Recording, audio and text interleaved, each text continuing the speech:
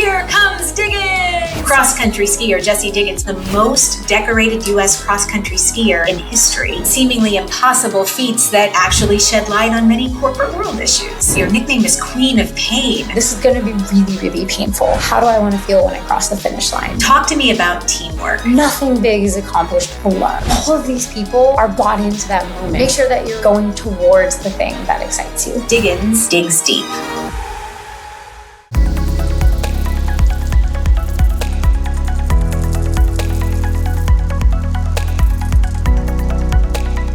Hi, I'm Jill Wiltfong, Chief Marketing Officer for Korn Ferry, and this is Briefings, our deep dive into topics that corporate leaders need to care about. Here comes Diggins! Here comes Diggins! It was the broadcast call heard round the world as cross-country skier Jessie Diggins passed her rival in the final stretch to win Team USA's first ever Olympic gold medal in cross-country skiing. Diggins' story didn't end there, as she went on to become the most decorated U.S. cross-country skier in history, earning 4 Olympic medals for Team USA and 7 World Championship medals. But it wasn't always sunshine and fresh powder for the superstar. Along the way to seemingly impossible feats that actually shed light on many corporate world issues. Diggins, for example, faced numerous leadership challenges, from team building to mental burnout that tested her again and again. She tells a pretty inspiring story that all leaders can glean from as they face so many of today's unpredictable business terrains. So that's why today we're honored to be joined by the one and only Jessie Diggins herself and learn what it really takes to reach the top as Diggins digs deep.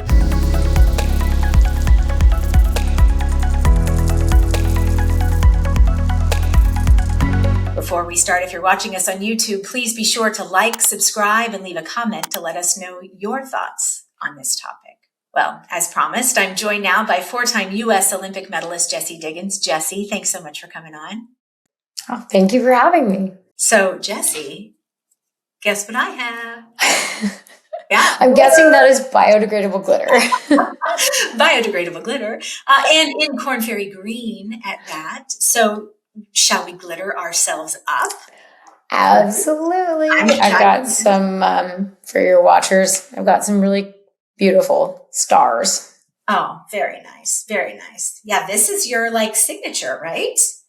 It is. It absolutely is. So for me, racing with glitter started, oh my gosh, a really long time ago. And it became this promise to myself because I was starting to get really, really nervous before my races, to the point where it was almost debilitating. It was stealing all of my energy. And some nerves are really good, right? Because if you're not nervous, it means you probably don't really care about what you're doing, right?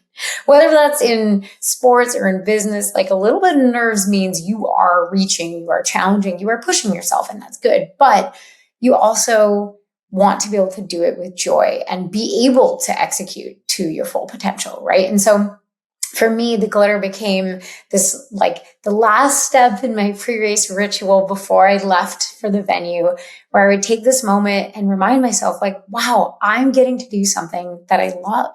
So let's talk about the paradox, right? You wear glitter, but your nickname is Queen of Pain. When you look at kind of what you did to earn bronze for Team USA in the 10-kilometer freestyle at Milano Cortina, despite suffering, you had really heavily bruised ribs. So afterwards, I think you said something along the lines of, I thought I was going to maybe pass out or die. What do you think it is about your mentality that enables you to push yourself to your ultimate limit, a place, frankly, most people are usually pretty afraid to go to? I guess I was a little dramatic. I probably wasn't going to die. I just want to take a second to thank the team around me, all our medical staff who would check me out and make sure it is safe for you to go race. Yeah. It is going to be really painful, but medically speaking, you are not in danger here. And yes, I had a crash, 1.5 kilometers into my first of 6 races, and that drastically altered the landscape of the games for me. And so for me, going into any race really, but especially those Olympics, I kind of took a hard look at what was going to happen and said, look, okay, this is going to be really, really painful. I know that. I can't control that. These are really challenging conditions. I can't control that. But what I can do is make my own plan for pacing, for technique, and my mental plan. Like, what am I going to tell myself when it gets hard? And that's where I think I've found a way to excel a little bit more in ski racing is I ask myself, how do I want to feel when I cross the finish line? And I know this sounds crazy, but I want to feel like I'm going to die when I cross the finish, because I know without any doubt at all, like, I couldn't possibly have worked harder. I will never wonder what if.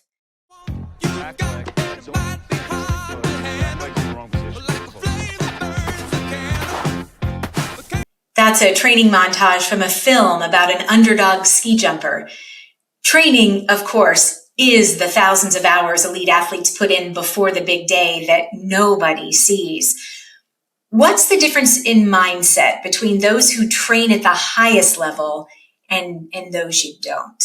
I feel like I'm starting to understand this a lot more now that I've just recently retired. When it is your job, when training for the Olympics is the thing that you do, and when your body and your fitness is literally how you put food on the table and pay the bills, you will make training the highest priority of your day, and everything else in your life revolves around the question of, is this making me a better athlete? So when I was training and competing, it was, like everyone around me is having a beer with dinner. And I'm like, no, because I have to go out the next day and do intervals, and I need to recover and sleep 9 hours tonight and sleep well so that I can show up to training and hit those intervals really hard and make sure I'm improving and getting better. You became really immortalized for winning gold in the 2018 team sprint for Team USA. Talk to me about teamwork. We all know it's critical for success in any big endeavor, but it's not always the easiest thing to master. What were the key factors that made your team win really big that day? What worked for you guys? Honestly, a big part of the teamwork is recognizing that nothing big is accomplished alone. One of the things that I learned was learning how to be vulnerable and open myself up so that other people were really part of the journey with me, learning that it's okay to ask for help, and people in your life are excited to give that help and to be part of your journey. So if there's something you want to learn, if there's an element of sports psychology you're curious about, if you want teammates to push you harder in workouts and seek out training partners who are better than you at something, do that. And then when you do succeed, all of these people are bought into that moment, right? When you won that famous medal almost overnight, you became the face of U.S. cross-country skiing. In some ways, it's similar to what many new CEOs are facing right now. Of the 168 incoming bosses last year, more than 80% were first-time public company CEOs. How did you deal with suddenly having this higher level of scrutiny and expectation than you'd ever had before? Are there things we can learn from that? I will acknowledge that it is challenging. That wasn't something that I had asked for. You do not become a cross-country skier to become rich and famous. And one thing that really helped me, that I worked on with my sports psychologist, was really holding close my goals and my values and not letting other people's goals or expectations or their values become my own. I don't consume media about me or my sport. And I know that may or may not even be an option in the business world, but I think the less you can take in from outside opinions, especially when it's anonymous comments, right? Like if someone has feedback for me to help me grow, then I'm going to hear it face to face, and it's going to be a conversation from someone who cares about me. But if that's not the case, I don't need to allow that into my life. We've talked about how Jessie Diggins became, Jessie Diggins. When we return, we'll talk about what's next on her incredible journey. Stay with us.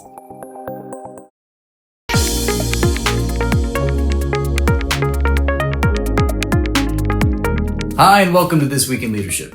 I'm Rupak Bhattacharya, and here's a quick look at what else is happening in business. AI cost, that is certainly growing. The AI bill is getting bigger. Many AI companies are moving away from flat fee subscriptions and charging based on usage, with some plans seeing price increases of 20 to 40%. Experts say the higher costs are unlikely to slow adoption, but the AI price changes may change how fast leaders push employees to use AI. The moon could end up being kind of the next industrial frontier. The next economic frontier may be 240,000 miles away from Earth. Experts project that nearly $90 billion will be invested in lunar business ventures by 2050. While skeptics note that commercial activity on the moon has been just around the corner for decades, supporters say advances in space technology could make a permanent business presence beyond Earth a reality. You have AI assistants and AI agents. As CEOs increasingly turn to AI for advice, could investors and boards start asking, who's really in charge here? It's an important question, given one study found that 85% of mid to senior level professionals, including CEOs, have never received formal training in decision making. So while AI can help leaders analyze information faster, experts say board directors should move to make oversight of agentic AI a standing element of board level performance. For more insights from This Week in Leadership, head to kornferry.com/insights. Now back to Jill and our episode.